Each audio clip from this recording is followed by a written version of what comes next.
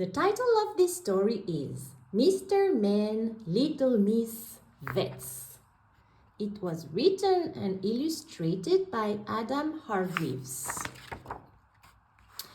Little Miss Brainy was perfectly suited to being a vet. She was clever, she was kind, she loved animals, and she was patient. Patient with her patients and patient with their owners. Unlike Mr. Grumpy, who did not like animals and was most definitely not patient. So it was lucky that he was not a vet. At the start of each new day, little Miss Brainy never knew what kind of animals she would have to treat. There were small animals and medium-sized animals and big animals. Really, Mr. Wrong, it would be much better if I came to treat your bull at the farm.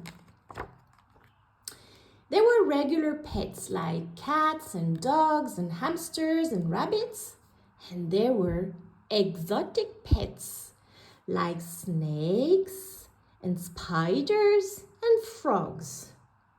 And then there were pets that were not animals.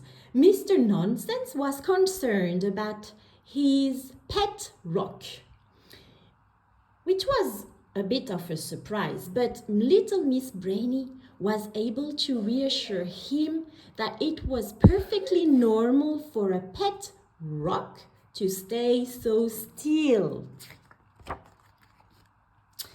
Little Miss Brainy had a veterinary nurse to help her, Mr. Quiet. He never knew what to expect from day to day. Sometimes he found the waiting room in mayhem. Sometimes it was peaceful, and sometimes it was just plain odd. Like the time a Cleverland pig drove himself to the surgery. Little Miss Brainy had noticed that some of the pets were very like their owners. Mr. Bump's dog looked just like him once little Miss Brainy had patched him up. Little Miss Splendid's bird of paradise was just as splendid as she was, maybe even more so. Mr. Clumsy had a very shaggy dog.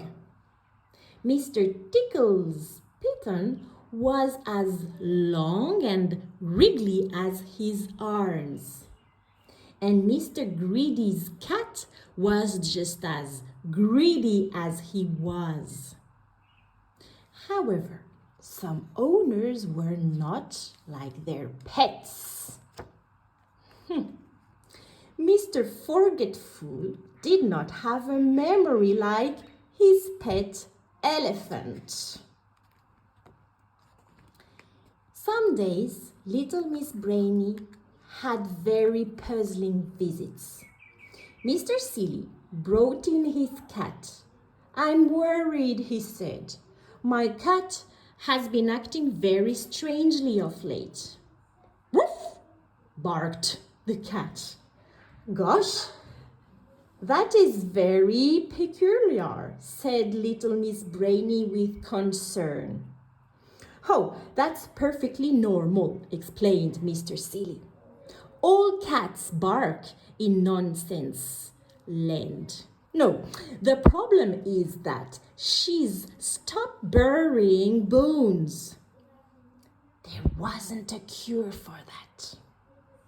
Little Miss Naughty brought in her parrot, a parrot who said very naughty, rude things. There wasn't a cure for that.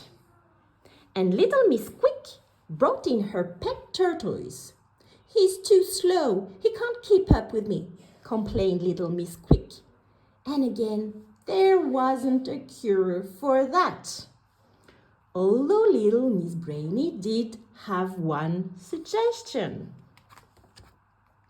Sometimes people brought in injured wild animals. Like Miss Tiny brought in a robin with an injured wing which needed a splint. And Mr. Strong brought in a weasel with a wounded foot which needed to be cleaned and bandaged. Mr. Small brought in a hedgehog with a nasty cold. The hedgehog needed some medicine.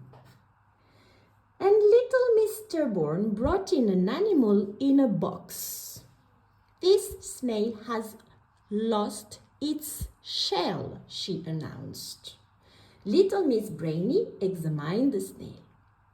This is not a snail, it's a slug.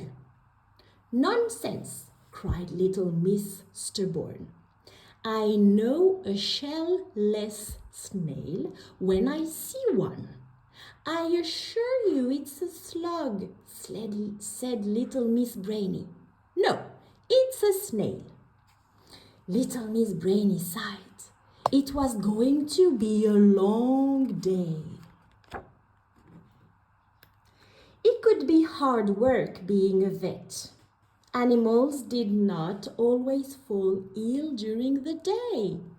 There were times they needed attention at night. Little Farmer Field's flock of sheep during lambing time. They kept little Miss Brainy up all night. But it was all made worthwhile seeing the lambs skipping about in the morning. There was a swimming pool at the vet's. It was used to help animals recuperate from their injuries.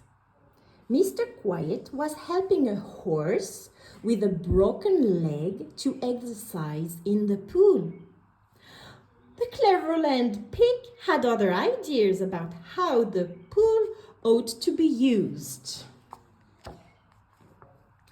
Now and then, little Miss Brainy had to perform an operation. Like the time Mr. Muddle's pet duck swallowed a bone. But that wasn't all little Miss Brainy found. She also removed a ball and a whistle and a squeaky toy.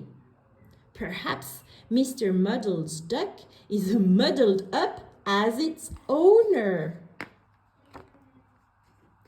Little Miss Brainy also got called out to the zoo, where she had to treat a rhinoceros with a broken horn, a hippopotamus with a tummy ache, and a grizzly bear with a headache, a tiger with toothache,